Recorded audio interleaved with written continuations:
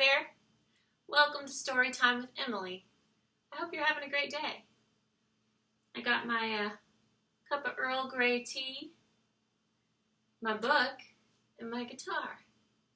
Just hanging out here, having a great day. Well, let's get started then.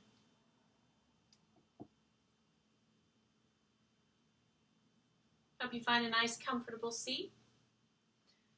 And you can find a good reading chair or couch. Or maybe you can use your bed. Whatever you prefer.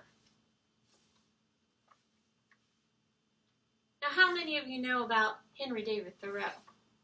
He's the writer from this wonderful book called Walden. And in this book,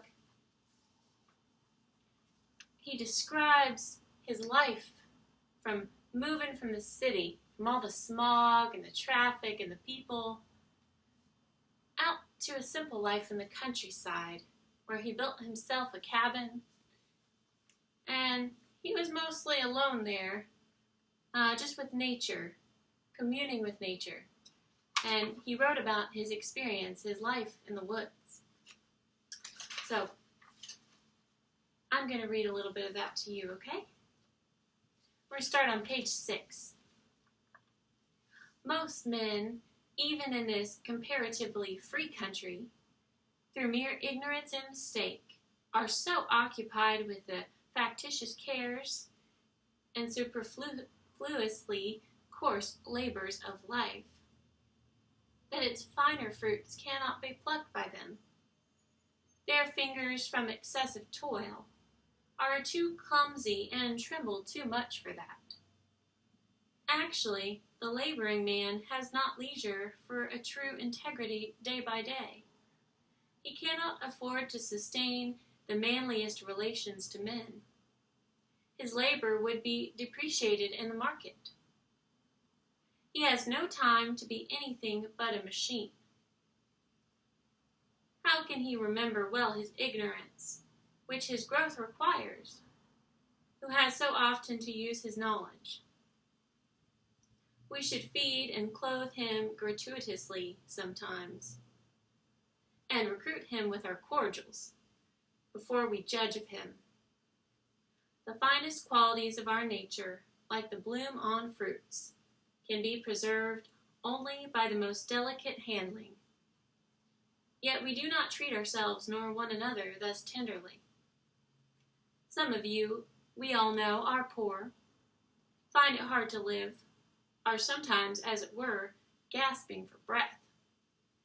I have no doubt that some of you who read this book are unable to pay for all the dinners which you have actually eaten, or for the coats and shoes which you are fast wearing or already worn out, and have come to this page to spend borrowed or stolen time, robbing your creditors for an hour.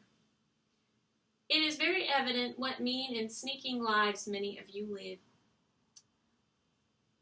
For my sight has been whetted by experience, always on the limits, trying to get into business and trying to get out of debt, a very ancient slough, called by the Latins os alienum, another's brass. For some of their coins were made of brass, always promising to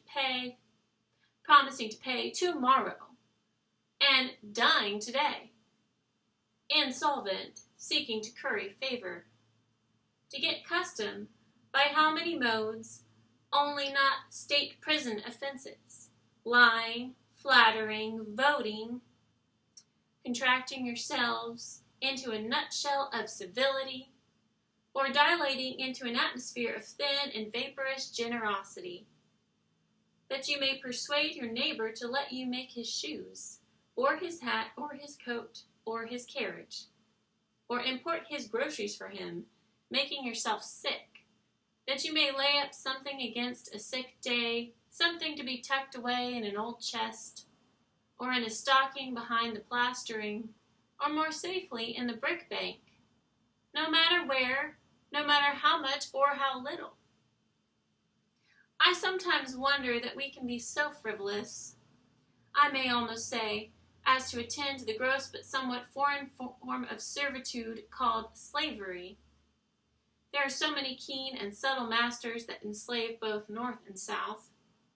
It's hard to have a Southern overseer. It's worth to have a Northern one. But worst of all, when you are the slave driver of yourself. Talk of a divinity in man. Look at the teamster on the highway, wending to market by day or night. Does any divinity stir within him? His highest duty to fodder and water his horses. What is his destiny to him compared with the shipping interests? Does not he drive for squire make a stir? How godlike, how immortal is he! See how he cowers and sneaks. How vaguely all the day he fears, not being immortal nor divine, but the slave and prisoner of his own opinion of himself, a fame won by his own deeds.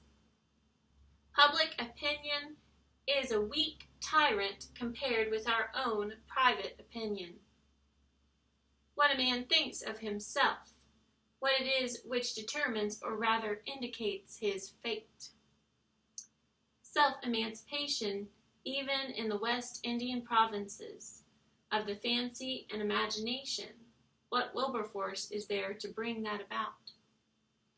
Think also of the ladies of the land weaving toilet cushions against the last day, not to betray too green an interest in their fates.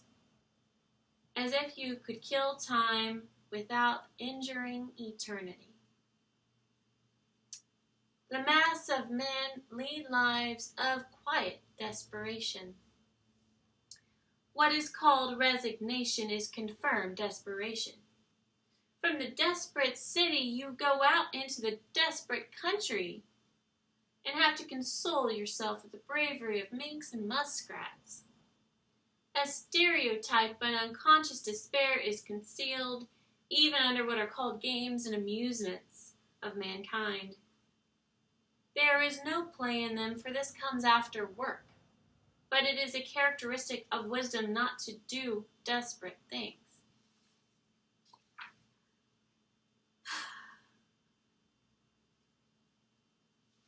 I think I'm going to leave it there for now. Thanks so much for joining me to read Walden by Henry David Thoreau. It's been an absolute pleasure hanging out with y'all.